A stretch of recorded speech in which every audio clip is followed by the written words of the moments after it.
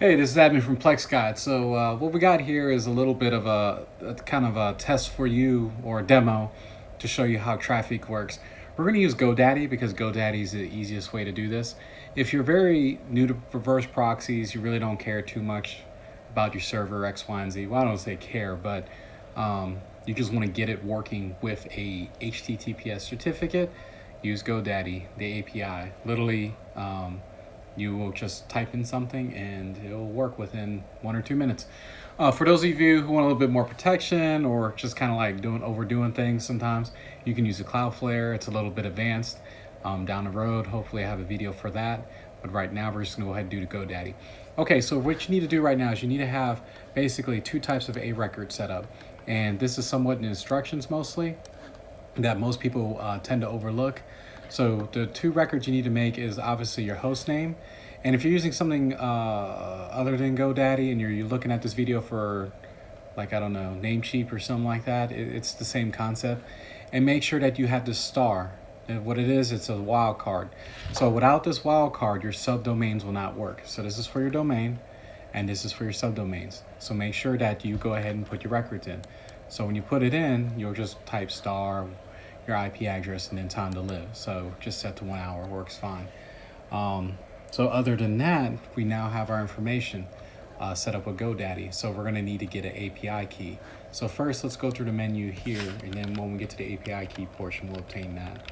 So we're gonna go ahead and go to settings, and there is domain Traefik. And so we're gonna go ahead and change that out. So that was a good old Tesla duck DNS. Okay, so change domain. So first thing is when you start this program originally, and I don't think I built a safeguard in, make sure your domain is in first before you launch Traefik, because if it's the other way around, I don't think it works properly unless you do a reboot. Okay, so we're gonna go ahead and change domain. It's gonna ask, are you ready to set it up now? Yes. All right, so we're gonna go ahead and type ffplex.com in this case.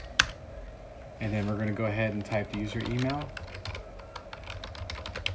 And it's good to put something that you actually use because you'll get notifications. It's not critical or you don't have to confirm anything, but you never know. Down the road, you're probably pissed off when they change something, you don't know about it. Okay, so it tells you your set domain, it tells you your set email address. Basically, if you need to change it, you can come back to this menu. So what may happen is it may rebuild your containers in the process, except Traefik. So let's go ahead and wait on that. So while we're waiting, I'm gonna go ahead and obtain the API key. Okay, so this is almost done rebuilding, but in order to get your API key, you just Google GoDaddy API key, and usually you'll see a link for it. So I'm already logged in, API keys. Make sure that when you create your API keys, you save the key and the secret. You cannot reproduce the secret if for some reason you lose it. So basically you have to trash them. You can make all the API keys you want. So you can make an API key every time you run this. So it's all up to your choosing. So we're gonna go ahead and create an API key, production, and we're gonna call this PG test video, and the reason for this is so I know to delete this one later. Okay, so right now here's our key and here's our secret that I've mentioned earlier to you. So it looks like our containers are almost done rebuilding. And the question you wonder is, well, why is it rebuilding? So what's happening is that each of the Ansible roles, so I can show you, is rebuilding based off the domain you've entered. So if it didn't do that, basically your containers would not be receptive to the new domain name or first time you put a domain name in. So let's see, task, just any one of these. Okay.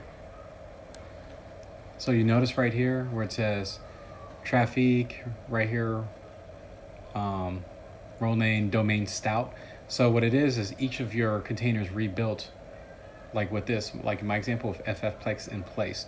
So like right now, as though this appears to you like this, each container is now actively running with ffplex in place. So if the container didn't rebuild, guess what? nothing is there or your old information stays. Okay, so now we're going to go to Traefik version 2. So if you have questions, it says you can go to domains.plexguide.com, and I definitely need to fix that because I don't think the HTTPS portion works. Let's just do a good old test here. Because if it doesn't, I'll make sure to change that out. I believe it's without the S. Yeah. So I will go ahead and make that fix.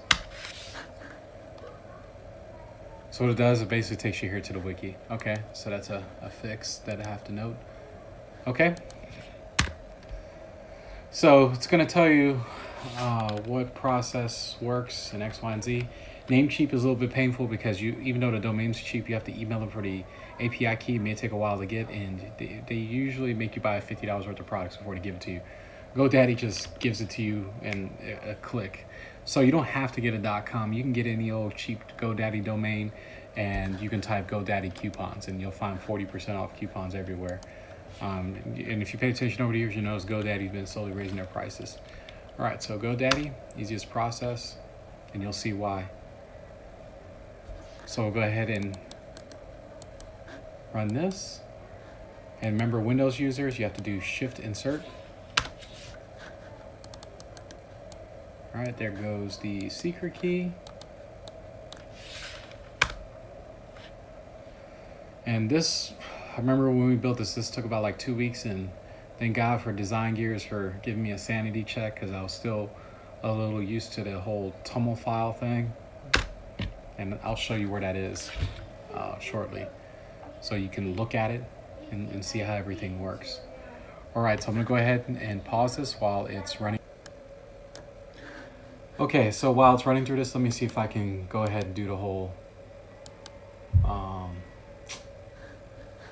let's see what we got here.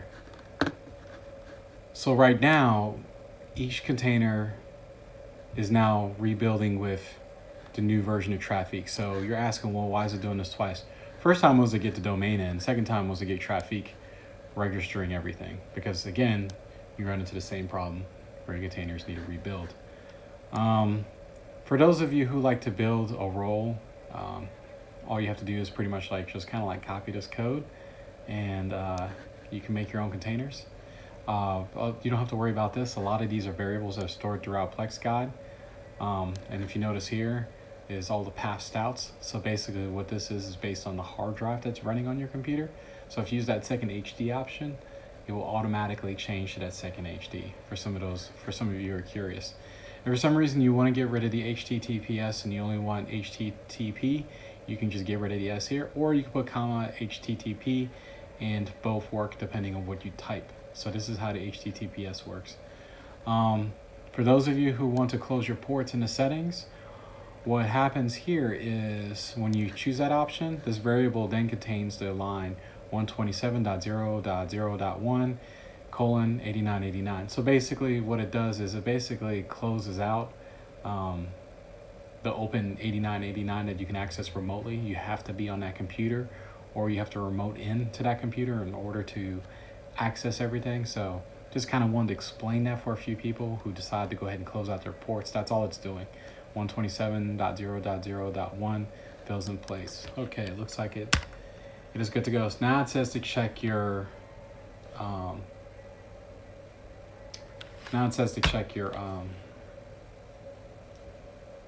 logs through Portainer. So you got to remember, it might take a minute for it to come up. So we're going to go ahead and type ffplex.com 9000. Okay, good. So we see that this works. Let's go ahead and type portainer.ffplex.com and see if it comes up. May not yet. Oh, there it goes. Okay, see how fast it was? So basically, that's how you get your security. So go ahead, let's see if I can get in. Okay, so you see we got a lot of containers running here. So if you ever want to look at your Traefik logs, now if you deploy legacy Traefik, it'll just say Traefik. If you're deploying this version 2, it'll deploy this. In reality, there's not a Traefik 1 and Traefik 2. We label it that because if you say Traefik 2, we know that you're automatically talking about rolling out the mass certificate thing. So you notice right here, it says server requested, good to go. If you see anything that says exceeded error rate, guess what? You may have to wait up to a week. So you can try like every day or every other day. Hopefully it works. But you see right here, our message says that we are good to go. So let's do a quick demo. Now this is a little bit beyond the video, but it kind of pertains. So let's go ahead and close out our ports. So when you run this option, the only thing that doesn't really close out is Plex due to the CDN Cloudflare stuff. So I'm trying to think. Settings. Or no, it's under security. So right now it says app ports open and then app guard protection off. So the thing is, there are some containers that don't have protection, like net data. Let's see right here. So if I turn app guard on, what it does is it allows me to make a username and password to pretty much protect this. But guess what? This is pretty much useless if you don't close the ports. So because what it is Traefik is what will deploy a username and password. But when you deploy this right here and you deploy the port number, there is no protection. You'll notice that it doesn't even work when you try this. Look, ffplex.com, because Traefik doesn't work like that, you see. So but it can't protect you. When you're doing this is just you and your A record pointing straight to your IP address, so there's no protection here. So let's go ahead and turn the ports off. So, and again, you can go ahead and change this if you want.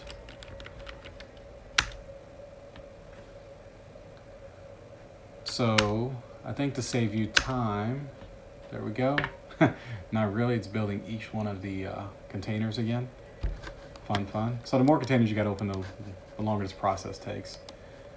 So in theory, over time, I could have this just running like every 2 seconds and all your containers just kind of rebuild in the background. So it might be a future option. I've kind of done that with some stuff already, definitely with the installs. It looks like we got a pull request. I know I'm getting all sidetracked here. Okay, nice. Sorry, we're just doing some extra stuff. Okay.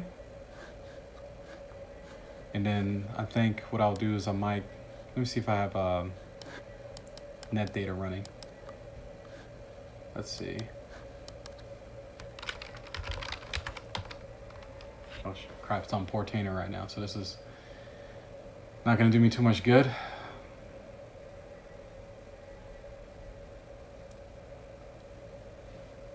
Okay. So usually by the time it moves on, it should almost be up within seconds. Gotta love this whole Docker thing,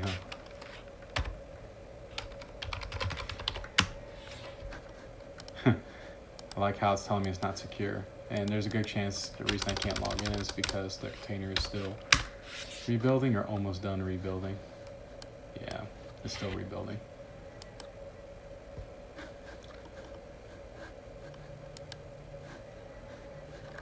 Okay, let's try it again.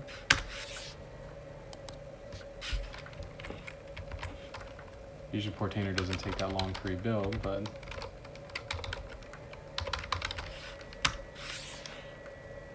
there we go. Just want to keep me challenged today.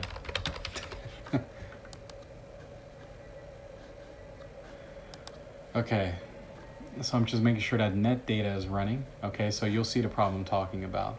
So we close out our ports, good for us, right? So let's type ffplex, and we all know net data is port 1999. And it should time out. Should time out. See? Good job, right? Okay, Portainer should time out. So the good thing is half the security here is well taken care of, because guess what? We close out the ports. So you're like, well, how do we access it? Well, we type netdata.ffplex.com, and you see that it works. Sweet, ain't it? Got got your security, got your subdomain, got your ports closed out. In theory, if you just type this, you could just access my net data right now. So this is a good test cloud image anyway, so it doesn't matter. So bad for us. Some apps do have security, so AppGuard is only for containers that don't have it. So if you're using Sonar or whatever, and there's a setting option, you're going to go ahead and deploy that. The reason for that is because if you use AppGuard and turn that on, it's going to ask you for 2 different logons, and it will drive you crazy. So on purpose, this only protects a few apps, and I'll make sure in the wiki to say what apps for the security that it's protecting. Okay, so let's go ahead and type portainer.ffplex, and you see it works out of the box. Great stuff. Okay, so let's go ahead and turn on AppGuard. So this is your password will be hashed. You only have to do this one time. So in the future, this username and password will apply to everything. So I'm gonna go ahead and just make this easy. So it's asking what it is. And guess what it's got to do again? It's got to build the containers again. You got to love this process, don't you? So I believe for the AppGuard, I tried to exempt as many containers as I can. So I just got to go back and because only certain containers have to rebuild. It's easy for me to put an exception in place, but there's so many different programs and apps that we work with. It's kind of hard, to remember everything here.